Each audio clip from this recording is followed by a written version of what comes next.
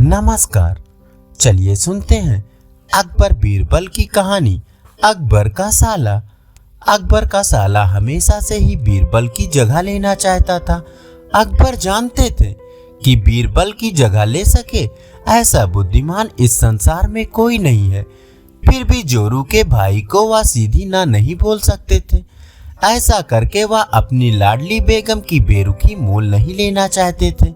इसलिए उन्होंने अपने साले साहब को एक कोयले से भरी बोरी दे दी और कहा कि जाओ और इसे हमारे राज्य के सबसे मक्कार और लालची सेठ दमड़ी लाल को बेच कर दिखाओ। अगर तुम यह काम कर गए तो तुम्हें बीरबल की जगह वजीर बना दूंगा। अकबर की इस अजीब शर्त को सुनकर साला अचंभे में पड़ गया। वह कोयले की बोरी लेकर चला तो गया, पर उसे पता था कि वह सेठ किसी की बातों में नहीं आने वाला। ऊपर से वह उल्टा उसे ही चूना लगा देगा। हुआ भी यही। सेठ दमड़ी लाल ने कोयले की बोरी के बदले एक ढेला भी देने से इनकार कर दिया।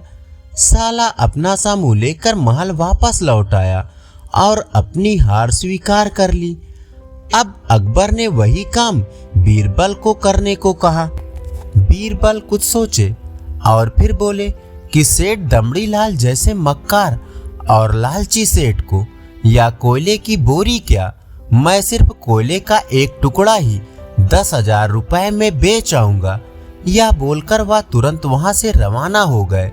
सबसे पहले उसने एक दर्जी के पास जाकर एक मखमली कुर्ता सिलवाया, हीरे मोती वाली मालाएं गले में डाली, महंगी जूती पहनी और कोयले को बारीक सुरमे जैसा पिसवा लिया। फिर उसने पिसे कोयले को एक सुरमे की छोटी चमकदार डिब्बी में भर लिया। इसके बाद बीरबल ने अपना भेष बदल लिया और एक मेहमान घर में रुककर इश्तहार दे दिया कि बगदाद से बड़े शेख आए हैं जो करिश्माई सुरमा बेचते हैं, जिसे आंखों में लगाने से मरे हुए पूर्वज दिख जाते हैं, और यदि उन्होंने कहीं कोई धन गाड़ा है तो उसका पता बताते हैं।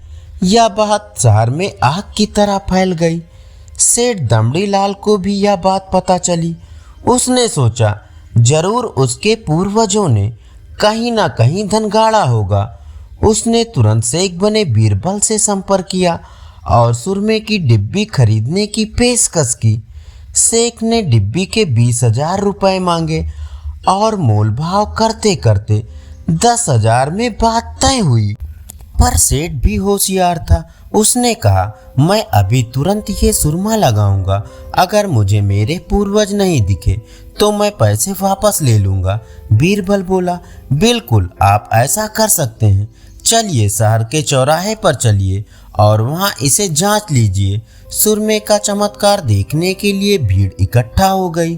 तब बीरबल ने ऊंची आवाज में कहा, ये सेठ अभी ये चमत्कारी सुरमा लगाएंगे और अगर ये उन्हीं की औलाद हैं जिन्हें ये अपना माँ बाप समझते हैं तो इन्हें इनके पूर्वज दिखाई देंगे और गड़े धन के बारे में बताएंगे। लेकिन अगर आपके माँ बाप में से किसी ने कोई बेईमानी की होगी और आप उनकी असल औलाद नहीं होंगे तो आपको कुछ भी नहीं दिखेगा। और ऐसा कहते ही बीरबल ने सेठ की आंखों में सुरमा लगा दिया। फिर क्या था, सिर खुजाते हुए सेठ ने आंखें खोली। अब दिखना तो कुछ था नहीं, पर सेठ करे भी तो क्या करे। अपनी इज्जत बचाने के लिए सेठ ने 10,000 बीरबल के हाथ में थमा दिए और मुंह फुलाते हुए आगे बढ़ गया। बीरबल फौरन अकबर के पास पहुंचे और रुपए थमाते हुए सारी कहानी सुना दी। अकबर का साला बिना कुछ कहे अपने घर लौट गया और अकबर बीरबल एक दूसरे को देखकर मंद मंद मुस्काने लगे।